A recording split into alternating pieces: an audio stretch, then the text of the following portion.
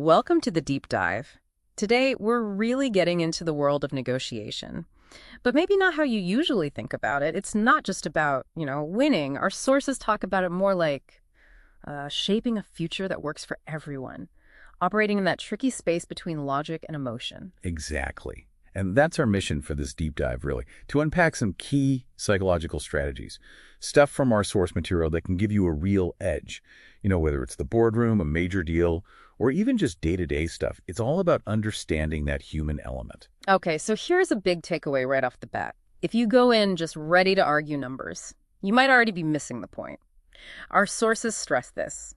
Negotiation is emotional before it's logical. Now, that feels a bit backwards, maybe. A lot of us want to just stick to the facts. So why do emotions come first? And what did the sources say we should do about that?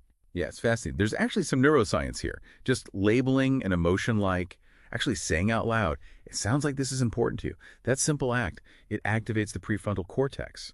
And what that does is it lowers the emotional heat, basically. It lets everyone think a bit more clearly. It's kind of the practical side of that classic Harvard negotiation project idea. Separate the person from the problem. Right, separate the person. That makes sense. You see that in action, don't you? Like, think about the Disney-Pixar deal back in 2006. Huge stakes. And the backstory there, the distrust between Steve Jobs and Disney's Bob Iger, it was pretty intense. So how did Iger handle that emotional side? Well, that's a great example. Iger didn't get bogged down in the past issues. He kind of sidestepped it. He saw the emotion, yeah, but he reframed it. Focused everything on building something together, a shared future. He literally used words like, let's build the future together. That shift, that emotional pivot, it turned it from a potential fight into, okay, maybe a partnership. And that paved the way for the, $7.4 billion deal. Starts with empathy, not argument. Okay, so manage the emotions first. Got it. What's next? Our sources point to something maybe less obvious, what you don't say. Nonverbal communication. We tend to focus on the words, right? That's like 7%. But the sources, they say the real weight is in the other 93%. Your tone, that's 38%, and body language, a massive 55%.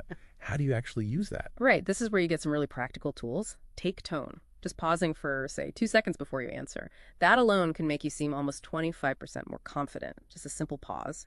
And body language. There's the STAR technique. You heard of this. Square posture, tilt your head slightly, keep your arms relaxed, and a relaxed smile. It sounds basic, but it taps into mirror neurons, builds subconscious trust, makes the other person more comfortable. Confidence, it's shown before it's spoken. STAR technique. Square, tilt, arms relaxed. Okay, that really makes me think of Oprah Winfrey. The negotiation for her own network with Discovery back in '08. She was fighting hard for creative control, wasn't she? How did nonverbals play in there? Oh, she was brilliant at this. Reports say she used open palms, slight head tilts. Basically textbook STAR technique, even while saying things like, I trust we'll find a win-win. That kind of open body language. It builds rapport. People tend to mirror it back. And then, when they pushed her on budget details, she was strategically vague. Didn't give a hard number, just something like, my team has seen numbers that work. Confident, but didn't give away her position. That mixed, strong nonverbals, controlled information gave her incredible leverage. Ended up with 50% ownership and full creative control. Huge. Wow. Okay, so emotion handled, nonverbals aligned. Now we get to the actual deal points. The sources talk about the ZUPE, zone of possible agreement. That's the sweet spot, right? Where both sides can walk away feeling okay. Exactly, the ZUEA. And finding it starts before the meeting. You need to research their walkaway point. What are their pressures? What have they said before? Then anchoring. You want to make the first offer if you can, but frame it objectively. Something like, based on industry benchmarks, our proposal is $6. And then you pause, let that sink in. First one to talk after the anchor often loses ground. It's about shaping value, not just stating a price. Okay, back to Disney Pixar then. Jobs wanted $7.4 billion. Disney's limit was supposedly $6.5 billion. How did Iger bridge that zero-pay gap? Well, Iger didn't just jump to Jobs' number. He anchored near his own ceiling, but framed it strategically. The offer, around $6.5 billion, wasn't just money. It was framed as, this partnership makes Pixar the cornerstone of Disney's revival. See the difference? It wasn't just a price. It was a role, a future. So even though the final number hit $7.4 billion, the groundwork was laid differently. Concessions felt like investments in a legacy. Jobs got his price, yeah, but Iger secured Disney's animation future, a true win-win beyond just the dollars. That really captures it, doesn't it? That core idea from the sources.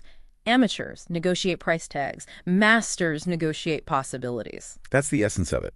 So the takeaway for you, listening, Think about your next negotiation. How can you shift? Move away from just haggling over a number and start exploring creative solutions, mutual benefits.